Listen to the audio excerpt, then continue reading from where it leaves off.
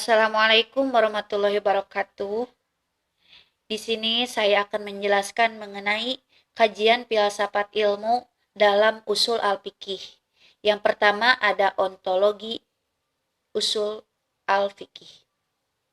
Ontologi merupakan salah satu cabang kajian kefilsafatan yang paling kuno yang berasal dari Yunani, yaitu studi yang membahas tentang keberadaan sesuatu yang bersifat konkret. Tokohnya yaitu seperti Aristoteles, Plato, dan beberapa tokoh lainnya. Ontologi ilmu mengkaji apa itu hakikat ilmu dan pengetahuan ilmiah. Ontologi ilmu membatasi diri pada kajian keilmuan yang dapat dipikirkan manusia secara rasional. Persoalan ontologi suatu ilmu menurut para pakar filsafat ilmu adalah persoalan wilayah kajian suatu ilmu.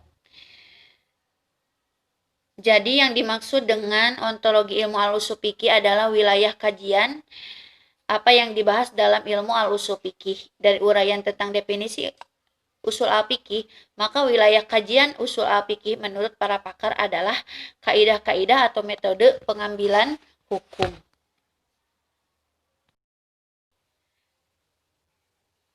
Usul al-fiqih hanya berbicara tentang dalil atau kaidah yang bersifat kuli atau umum, misalnya dapat dilihat dari kaidah amar, yaitu perintah, di mana kata perintah menunjukkan hukum wajib selama tidak ada indikasi lain yang menunjukkan pengertian selain itu. Usul al-fiqih hanya berbicara tentang kaidah umum seperti itu, tanpa terperinci satu persatu. Perintah yang terdapat dalam Al-Quran atau Sunnah, sementara dalil juz'i adalah teks Al-Quran berupa bentuk amar atau perintah. Contohnya adalah teks Al-Quran atau Sunnahnya yang berupa amar. Teks-teks rincian ini dijelaskan oleh para mujtahid dalam wilayah kajian ilmu fikih. Wilayah atau objek kajian usul al-fiqih berupa dalil syara yang kuli di mana pembahasannya dapat dibagi menjadi 4. Yang pertama mengenai hukum syara yang berkaitan dengannya seperti hakim, mahkum alaih, mahkum fih. Pembahasan ini disebut samroh atau buah. Yang kedua yaitu pembahasan mengenai sumber-sumber dalil-dalil hukum yang meliputi dalil-dalil umum, yakni Al-Quran, hadis, ijma, dan qiyas. Pembahasan ini disebut al-musmiroh, yaitu artinya pemberi buah. Dan yang ketiga, pembahasan mengenai cara mengistinbat hukum dari sumber-sumber dan dalil-dalil tersebut yang meliputi metode kebahasan dan kemaknaan. Pembahasan ini disebut turuk alistismar, yaitu artinya metode mengambil buah. Dan yang terakhir, pembahasan mengenai ijtihad yang meliputi kriteria orang yang berhak disebut mujtahid. Pembahasan ini disebut al-musammir, yaitu pengambil buah. Epistemologi usul al-fiqih menarik untuk dibahas secara mendalam.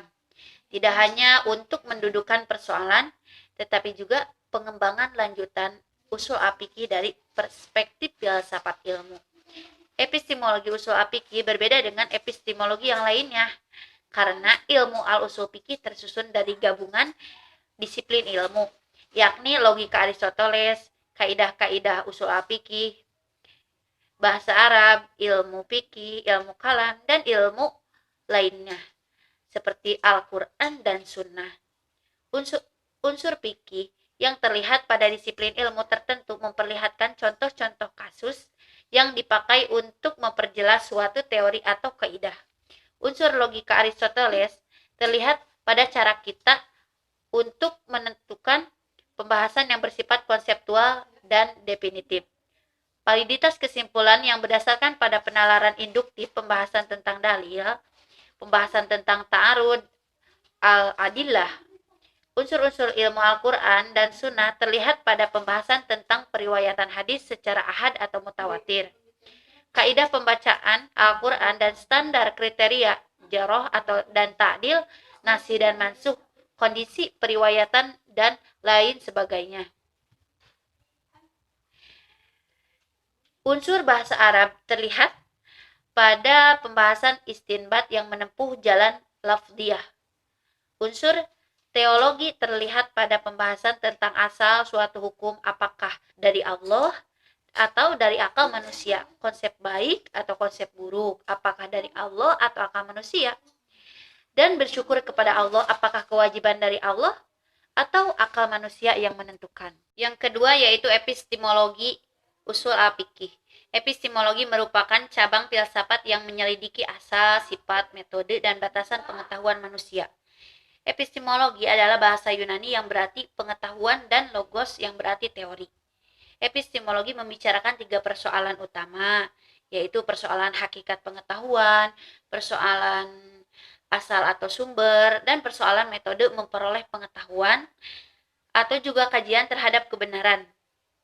Persoalan hakikat pengetahuan diantaranya apakah watak, karakteristik pengetahuan itu, apakah ada dunia yang benar-benar di luar pikiran kita, kalau ada bagaimana kita dapat mengetahuinya. Ada 2 teori tentang hakikat pengetahuan yaitu realisme dan idealisme.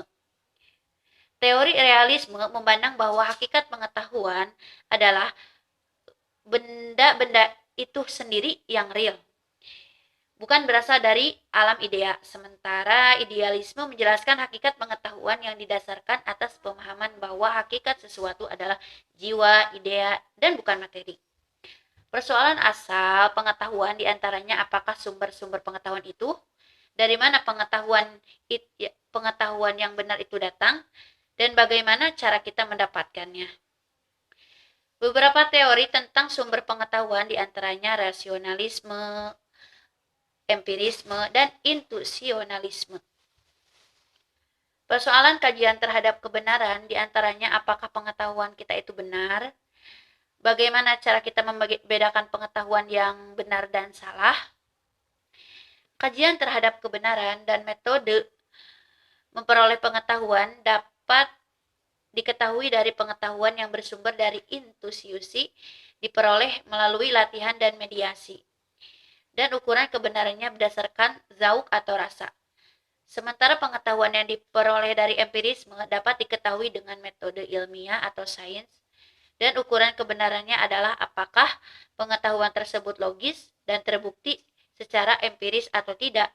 Sedangkan pengetahuan yang bersumber dari rasionalisme dilakukan dengan metode rasio atau pemikiran, dan ukuran kebenarannya adalah logis atau tidak logis. Dalam perspektif filsafat ilmu, kesejahteraan manusia yang ingin diwujudkan adalah kesejahteraan duniawi saja. Sementara aksiologi usul al-fiqih mewujudkan kesejahteraan manusia di dunia maupun di akhirat. Yang ketiga yaitu aksiologi usul al-fiqih. Aksiologi berasal dari kata aksios, yakni bahasa Yunani yang berarti nilai, dan logos yang berarti teori. Sehingga aksiologi adalah teori tentang nilai. Landasan aksiologis menyangkut teori umum tentang nilai atau studi tentang hakikat nilai dan manfaat pengetahuan. Melalui aksiologi akan tampak kebenaran, kegunaan, dan manfaatnya. Dengan demikian, dalam perspektif ilmu, pada dasarnya, fungsi dan kegunaan ilmu adalah untuk memecahkan persoalan yang dihadapi manusia. Usul al-fiqih, ilmu yang mempelajari dasar-dasar metode, pendekatan, dan teori yang digunakan dalam menangkap atau memahami maksud Tuhan. Dengan ilmu al-usul fiqih, maka diharapkan umat manusia dapat mempunyai bekal cukup dalam mengenal dan memahami dasar-dasar metode penggalian hukum, memberikan nilai guna dari pemahaman maksud Tuhan dengan jawaban yang serasi dengan zamannya. Fungsi usul al-fiqih juga membimbing manusia menangkap maksud Tuhan dengan benar. Oleh karena itu, kaidah dan teori dalam ilmu ini selalu diarahkan dalam rangka menangkap maksud Tuhan. Usul al-fiqih juga membantu memecahkan persoalan yang dihadapi oleh manusia. Apabila manusia dapat menangkap maksud Tuhan dengan benar, maka ia dapat hidup sejahtera di dunia maupun di akhirat. Dalam perspektif filsafat ilmu, Assalamualaikum warahmatullahi wabarakatuh. Di sini saya akan meneruskan materi tentang pengembangan ilmu usul al-fiqih. Dalam dunia pengetahuan, suatu teori yang dahulu dianggap paling benar bisa akan diubah atau ditolak oleh teori baru yang muncul hari ini. Proses ini berjalan secara terbuka. Teori yang telah didapatkan hari ini mungkin dianggap paling kuat, tidak mustahil akan ditolak atau diubah hari esok, dan begitu seterusnya. Oleh sebab itu, perubahan dari teori dalam ilmu-ilmu keislaman, termasuk usul al-fiqih, harus memperhatikan kebutuhan perkembangan zaman. Yang pertama, dari ideologi menuju utopia. Suatu pemikiran, konsep, teori baru yang dapat menjadi ideologi atau utopia bagi pemikiran, konsep dan teori sebelumnya. Apabila pemikiran, konsep dan teori baru berpijak pada sistem yang sekarang sedang berlangsung, maka pemikiran, konsep dan teori tersebut disebut dengan ideologi. Akan tetapi, apabila pemikiran, konsep dan teori tidak berpijak pada sistem atau selain sistem lain, maka disebut dengan utopia. Sifat ideologis atau utopis suatu ilmu dapat dilihat dari penerapan pemikiran, konsep dan teori dari ilmu tersebut. Apakah memakai sistem yang telah berlangsung atau memakai sistem lain? Ilmu usul al-fiqih yang dipahami oleh kebanyakan ilmuwan dan diajarkan di PTAI Indonesia bersifat ideologis, karena tetap memakai sistem yang sedang berlangsung sampai sekian lamanya hingga kini. Usul al-fiqih sebenarnya adalah alat, namun yang terjadi dalam kebiasaan PTAI Indonesia, ilmu ini menjadi doktrin, bahkan seolah menjadi dogma agama. Konsekuensinya, jangankan merubah atau mengembangkan, melakukan kajian krisis saja, pelakuannya sering merasa takut sehingga tidak dilakukan. Karl Mannheim, sebagaimana dikutip oleh Muhyar Panani, membagi utopia menjadi dua, yaitu utopia absolut dan utopia relatif. Utopia absolut apabila pemikiran, konsep, dan teori baru tidak dapat direalisasikan kapanpun dan dimanapun. Sementara utopia relatif memandang pemikirannya, konsep, dan teori baru dapat direalisasikan. Apabila dicermati sejarah perkembangan usul al-fiqih dari masa awal pembentukannya hingga kini, maka sebetulnya ilmu ini mengalami beberapa keadaan yang mempunyai sifat pergeseran dari utopia, ideologi, atau kembali lagi pada utopia lagi. Yang kedua, pengembangan paradigma usul al-fiqih. Thomas Samuel Kahn menjelaskan bahwa perkembangan ilmu bersifat revolusioner, bukan evolusioner. Perkembangan ilmu atau sains tidak ditentukan oleh falsifikasi empiris logis, tetapi ditentukan oleh kesepakatan sosial masyarakat ilmuwan. Dalam perkembangannya, kesepakatan lama diganti dengan kesepakatan baru dan berlangsung secara revisioner. Penggantian ini benar-benar baru, dan kesepakatan ini dinamakan paradigma. Paradigma menurut Kahn dapat membantu komunitas ilmiah untuk membatasi disiplinnya dan menciptakan penemuan-penemuan, merumuskan persoalan, memilih metode yang tepat dalam menjawab persoalan, dan yang lainnya. Paradigma adalah sesuatu yang esensi bagi penyelidikan ilmiah. Proses munculnya suatu paradigma adalah melalui proses kompetensi antara berbagai macam teori yang terbaik dan disepakati komunitas ilmiah karena keunggulannya dapat menyelesaikan problem ilmiah dan akan menjadi pondasi bagi munculnya norma sains. Normal sains terdiri dari suatu paradigma saja, karena apabila terjadi banyak paradigma, maka akan tumpang tindih dan tidak menjadi norma sains lagi. Paradigma tidak ada yang sempurna yang dapat menjawab semua problem ilmiah. problem ilmiah yang tidak dapat diselesaikan, paradigma disebut dengan anomali. Anomali muncul karena paradigma lama telah tidak mampu menjawab problem-problem ilmiah yang muncul belakangan. Paradigma usul al-fiqih klasik yang berdasarkan atas paradigma literalistik, di mana pembahasan usul al-fiqih domain pada pembahasan tentang teks, yaitu berbahasa Arab, baik dari gramernya atau sintaksisnya. Kemudian paradigma literalistik ini ditambahkan pembahasan tentang maksud dasar dari wahyu yang ada di balik teks, sampai pada rehabilitasi prinsip maslahatnya melalui teori maqasid syariahnya. Paradigma tersebut menurut pemikiran kontemporer telah menjadi anomali yang pada akhirnya mengalami krisis, sehingga paradigma usul al-fiqih tidak dapat menjawab persoalan-persoalan teks masa kini. Paradigma yang harus dibangun oleh pakar usul al-fiqih adalah paradigma yang terlepas dari paradigma lama, untuk membangun metodologi yang menghubungkan antara teks suci dengan relatif dunia modern, dengan berpijak pada upaya melewati makna eksplisit teks untuk menangkap jiwa dan maksud dari teks. Mungkin itu yang dapat saya sampaikan. Mohon maaf atas kekurangannya. Wabillahi taufiq wal hidayah. Wassalamualaikum warahmatullahi wabarakatuh. Selanjutnya saya kembalikan kepada moderator.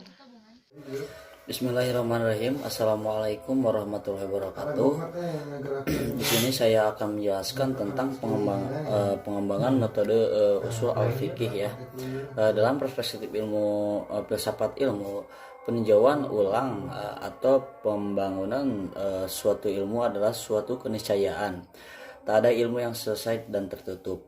Ia selalu memerlukan pengembangan. Apabila suatu ilmu sudah tidak menerima kritik atau pengembangan, maka ia telah menjadi suatu ideologi.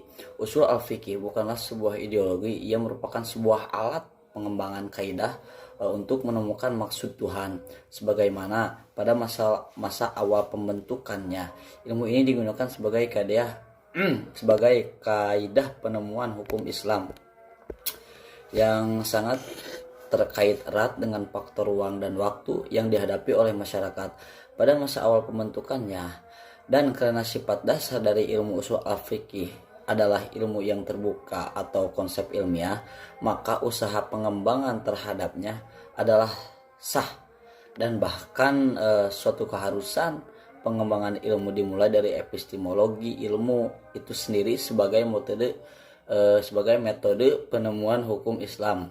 Oleh sebab itu, dari kacamata filsafat ilmu, pengembangan ilmu usul al-fiqih dapat dilakukan dengan cara mempertanyakan kembali asal atau sumber pengetahuan dalam ilmu usul al-fiqih, mempertanyakan kembali hakikat pengetahuan ilmu usul al-fiqih, watak karakteristik pengetahuan itu.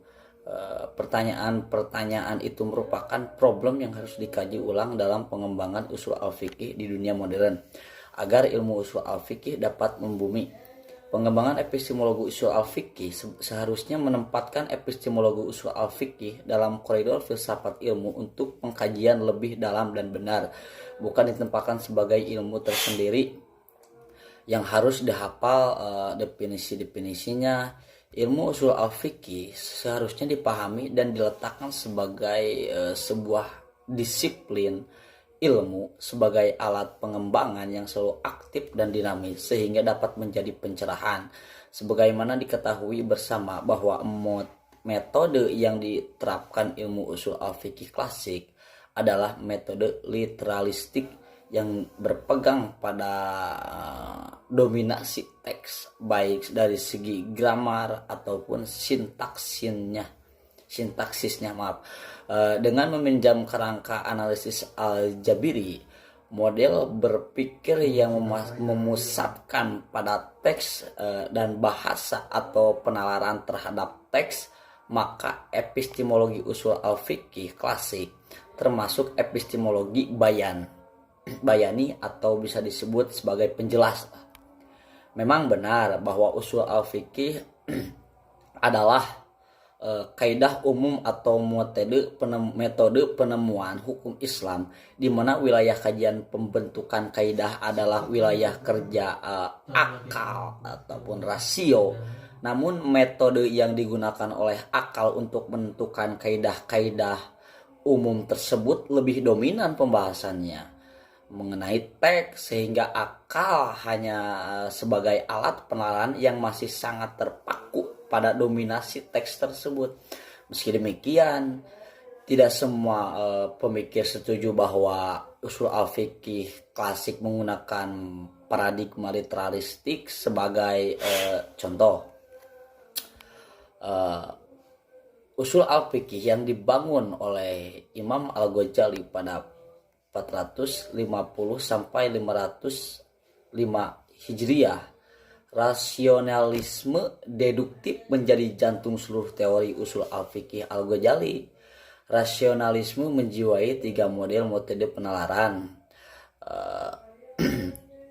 yakni penalaran semantik yang berbasis pada kaidah bahasa Arab, penalaran maknawi yang berdasar pada makna implis teks, dan penalaran kias yang dilandaskan pada pencairan elat atau selanjutnya pada abad 8H Hijriah ya, muncul Al-Syatibi dengan teori maqasid al-syar'iyah sebagai metode penemuan hukum Islam. Dalam ilmu usul al-fiqih, metode ini tidak lagi terpaku pada literalisme teks, tetapi menyempurnakan dengan memperlihatkan realitas empirik kemasyarakatan atau kemanusiaan. Penalaran ini disebut juga dengan model penalaran rasional atau induktif. Realitas rasional dan empirik harus dibangun dalam paradigma pembangunan metode usul al-fiqih. Hanya saja, dalam perspektif filsafat ilmu, kehadiran Al-Syatibi tidak menghapus paradigma lama, hanya melengkapi saja. Hal demikian tidak dapat disebut oleh Thomas Kuhn dengan, yaitu yang keempat ya, poin keempat dari pengembangan ilmu usul al-fiqih harus dilakukan terus menerus dan tanpa henti ataupun bisa disebut dengan ongoing research, bahasa Inggris nama sehingga maaf ya, sehingga usul al-fiqih selalu dapat memenuhi kebutuhan zaman dimanapun dan kapanpun. Tidak ada persoalan umat Islam yang ditinggalkan oleh usul al-fiqih, baik persoalan politik, ekonomi, kenegaraan, dan lain sebagainya. Untuk pengembangan ilmu usul al-fiqih perlu dilakukan langkah-langkah yang memudahkan para pakar dalam pengembangan ilmu. Qadri Azizi melalui kajiannya terhadap fase-fase konstruksi ilmu keislaman yang meliputi 6 fase, maka ia menawarkan minimal 4 hal yang harus dilakukan. Yang pertama yaitu pemanfaatan ilmu, yang kedua mereformasi posisi beberapa ilmu, yang ketiga donstruksi dan inovatif ilmu-ilmu keislaman, kemudian yang terakhir yaitu yang keempat pengembangan ilmu-ilmu keislaman, yang terutama yang dipahami hanya untuk akhirat saja. Masya Allah, langkah yang ditawarkan oleh Qadri di atas merupakan pengembangan ilmu keislaman secara umum, termasuk ilmu usul al-fiqih, sementara Muhyar Fani menjelaskan sebagaimana langkah aplikatif dalam pengembangan ilmu usul al-fiqih, yaitu meliputi pengembangan teoritis, epistemologis, dan pengembangan praktis metodologis. Pengembangan teoritis, epistemologis berusaha menangkap substansi ilmu usul al-fiqih. Ilmu usul al-fiqih diperlukan langkah-langkah. Yang pertama, ada 3 langkah ya kawan-kawan. Yang pertama, mengidentifikasi eksemplar dalam ilmu usul al-fiqih, menemukan paradigma dalam eksemplar itu eksemplar.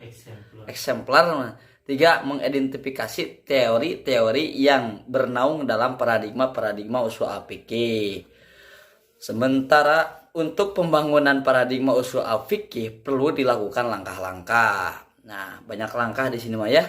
Menelusuri kaitan antara paradigma dengan konteks rasio historisnya, mencari kemungkinan paradigma baru berdasarkan analisis persoalan.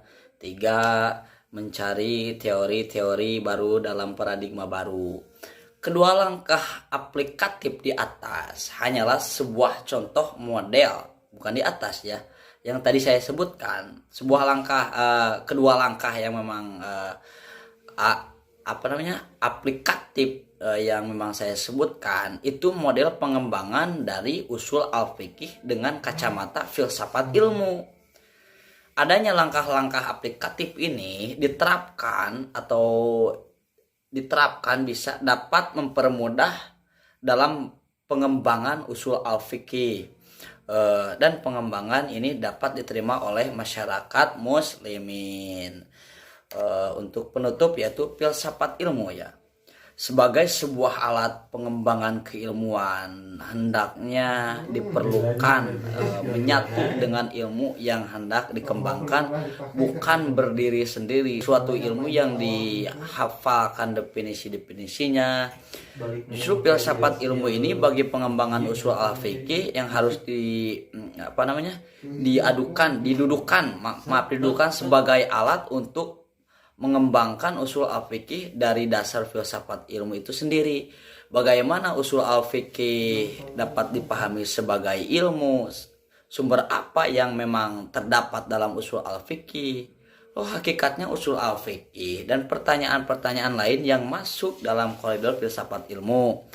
Pengembangan ilmu usul al-fiqih dengan pendekatan dari filsafat ilmu akan membantu ilmu ini selalu hidup di tengah-tengah masyarakat, baik dengan bergantinya masa dan tempat, sebagaimana hanya dengan teks atau wahyu Al-Quran yang terbatas dapat berlaku sepanjang zaman yang tidak terbatas. Inilah pentingnya ilmu usul al-fiqih dalam menangkap maksud Tuhan. Jadi sebagai pondasi ketika kita sekarang mengkaji sebuah filsafat ilmu ya, maka harus didasari dengan ilmu ukhrawi. Mungkin itu yang dapat saya sampaikan. Mohon maaf bila ada kesalahan. Wallahu muwaffiq ila aqwamit thoriq. Wassalamualaikum warahmatullahi wabarakatuh. Jangan lupa like, comment, and subscribe karena subscribe itu gratis guys.